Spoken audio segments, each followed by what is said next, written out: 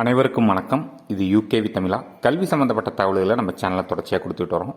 அது மாதிரி ஒரு +2 முடிக்கிற மாணவர் அடுத்து என்ன படிக்கலாம், எங்கே படிக்கலாம், எப்படி படிக்கலாங்கிற கான்செப்டை பேஸ் பண்ணி வீடியோஸுங்கிறது கொடுத்துட்டு வரோங்க. ஸோ அதேமாதிரி பார்த்திங்கன்னா அமிர்தா கவுன்சிலிங் சம்மந்தப்பட்ட A to Z தகவல்கள் கொடுத்துட்டு வரோம். ஸ்டார்டிங் ஃப்ரம் AEEE 2024 அப்ளிகேஷன் ஆரம்பிச்சிலேருந்து எக்ஸாம் ரிலேட்டடாக கவுன்சிலிங் அப்ளிகேஷன் மற்றும் CSAT ப்ரொசீஜர்ஸ் பற்றி கொடுத்துட்டு வரோம். இப்போ எல்லாருமே ரொம்ப ஆவலாக எதிர்பார்த்துக்கிட்டு இருந்த ட்ரையல் அலாட்மெண்ட், அதாவது இதை எப்படி சொல்லுவாங்கன்னா மார்க் ஷீட் அலாட்மெண்ட்னு சொல்லுவாங்க JEEயில். இவங்க யூஸ் பண்ணுற டேர்ம்ஸ் பார்த்திங்கன்னா ட்ரையல் அலாட்மெண்ட்னு சொல்கிறாங்க. ஸோ இந்த ட்ரையல் அலாட்மெண்ட் இன்றைக்கி வருமா நாளைக்கு வருமா அப்படிங்கிற மாதிரி ரொம்ப எல்லாருமே ஆர்வமாக வெயிட் பண்ணிகிட்டு இருந்தோம். ஸோ அதேமாதிரி பார்த்திங்கன்னா இப்போ நைட்டு வந்திருக்குங்க. ட்ரையல் அலாட்மெண்ட் மார்க் ஷீட் அலாட்மெண்ட்டுங்கிறது கிடச்சிருக்கு. ஸோ அந்த ட்ரையல் அலாட்மெண்ட்டில் பார்த்தோம்னா நிறைய பேத்துக்கு சீட்டு கிடைக்கல. காரணம் என்னென்னு பார்த்தீங்கன்னா, நம்ம ஆல்ரெடி இந்த கவுன்சிலிங்க்கு எப்படி சாய்ஸ் ஃபில் பண்ணணும் முதற்கொண்டு எல்லாமே சொல்லியிருந்தோம்.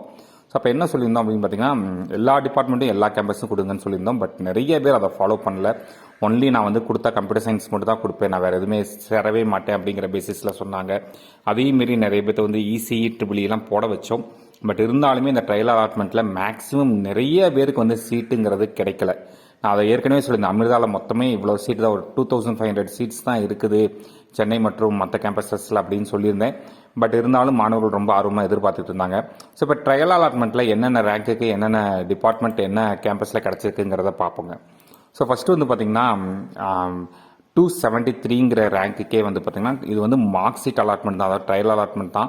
ஸோ இந்த மார்க் ஷீட் அலாட்மெண்ட்டை பொறுத்த வரைக்கும் பார்த்திங்கன்னா இதே தான் திருப்பி மெயினான அலாட்மெண்ட்டில் கிடைக்கணும்னு அவசியம் கிடையாது. பட் இந்த மாதிரி கிடைக்கலாம் தான் போட்டிருக்காங்க. இந்த சீட்டே கண்டிப்பாக கிடைக்குங்கிறது சொல்லவே இல்லைங்க.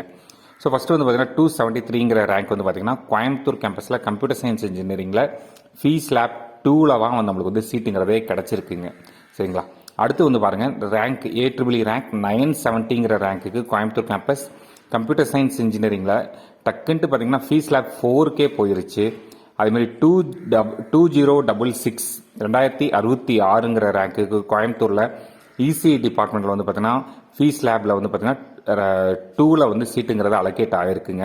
அடுத்து 2087 2087ங்கிற ரேங்க்குக்கு கோயம்புத்தூர் கேம்பஸில் ஆர்டிஃபிஷியல் இன்டெலிஜென்ஸ் அண்ட் டேட்டா சயின்ஸுங்கிற கோர்ஸில் ஸ்பெஷலைசேஷன் மெடிக்கல் இன்ஜினியரிங் அந்த கோர்ஸில் பார்த்திங்கன்னா ஃபீஸ் லேப் 2ங்கிறது அலோகேட் ஆகிருக்கு.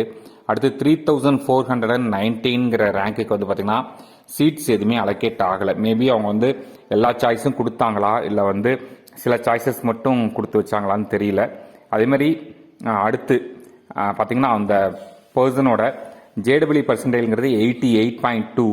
அதேமாதிரி ரேங்க்குங்கிறது AEEE ரேங்க்குங்கிறது 4496. அவங்களுக்கு பார்த்திங்கன்னா அமிர்தபுரி கேம்பஸில் ECEயில் ஃபீஸ் லேப் 3ல் தான் நம்மளுக்கு சீட்டுங்கிறது அலோகேட் ஆகிருக்கு.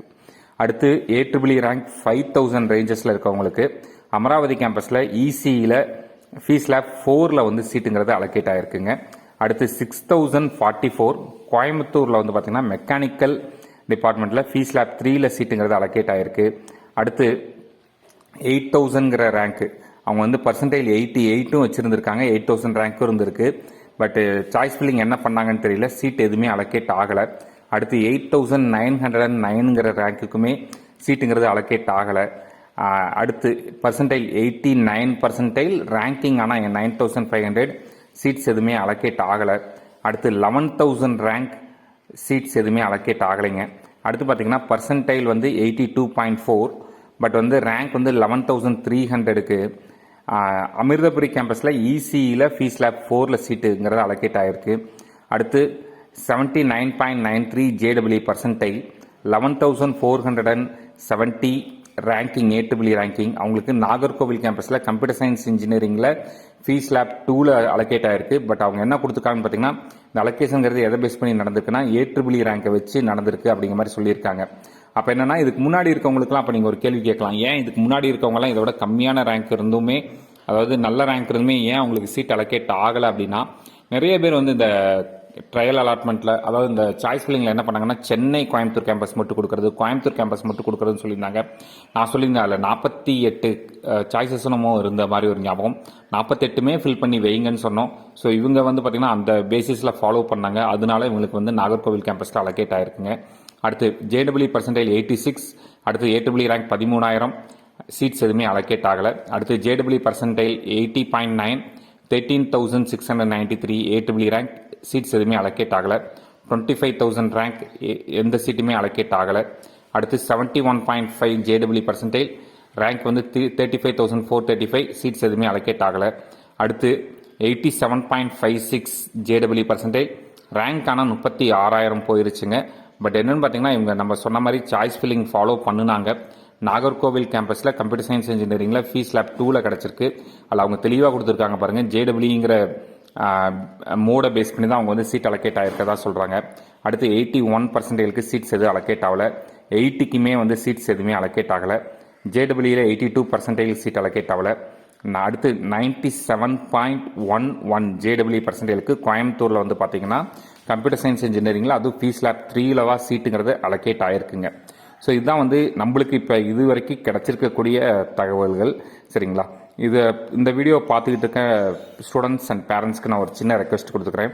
உங்களுக்கு யாருக்காச்சும் சீட் அலோகேட் ஆகியிருந்தால் உங்களுடைய ரேங்க் ப்ளஸ் வந்து என்ன கேம்பஸ், என்ன டிபார்ட்மெண்ட், என்ன ஃபீஸ் லேபுங்கிறத கொஞ்சம் இந்த வீடியோ கீழே இருக்கக்கூடிய கமெண்ட்ஸில் என்ட்ரு பண்ணுங்கள். இது எதுக்குன்னு பார்த்தீங்கன்னா அடுத்தடுத்து இந்த கவுன்சிலிங்காக வெயிட் பண்ணிட்டு இருக்க மாணவர்களுக்கும் பெற்றோர்களுக்கும் அது வந்து ஒரு ஹெல்ப்ஃபுல்லாக இருக்கும். ரெண்டாவது நம்மளுக்குமே ஒரு அனாலிசிஸ் பண்ணுறதுக்கு யூஸ்ஃபுல்லாக இருக்கும். நீங்கள் சீட்டு கிடைச்சாதான் என்ட்ரு பண்ணணும்னு கிடையாது. சீட் அலோகேட் ஆகலைனாலுமே உங்கள் ரேங்கை மென்ஷன் பண்ணி சீட் நாட் சீட் அலோகேட்டட் அப்படின்னு போடுங்க. அதுவுமே என்ன ரீசனுங்கிறதுக்கு பார்க்கலாங்க. இது மாதிரி கண்டினியூஸாக உங்களுக்கு அமிர்தா கவுன்சிலிங் சம்மந்தப்பட்ட தகவல்கள் வேணுங்கிறவங்க யூகேவி தமிழா அப்படிங்கிற இந்த யூடியூப் சேனலை சப்ஸ்கிரைப் பண்ணிக்கோங்க. நான் ஆல்ரெடி சொன்ன மாதிரி சாய்ஸ் ஃபில்லிங்கில் மேக்ஸிமம் நம்பர் ஆஃப் சாய்ஸஸ் போட்டவங்களுக்கு எவ்வளோ ரேங்க் பின்னாடி இருந்தாலுமே சீட்டுங்கிறது கண்டிப்பாக கிடச்சிருக்கு. ஸோ சாய்ஸ் ஃபில்லிங் சம்மந்தப்பட்ட எந்த ஒரு உதவினாலுமே தாராளமாக எப்போ வேணாலுமே கான்டாக்ட் பண்ணலாங்க. சரிங்களா?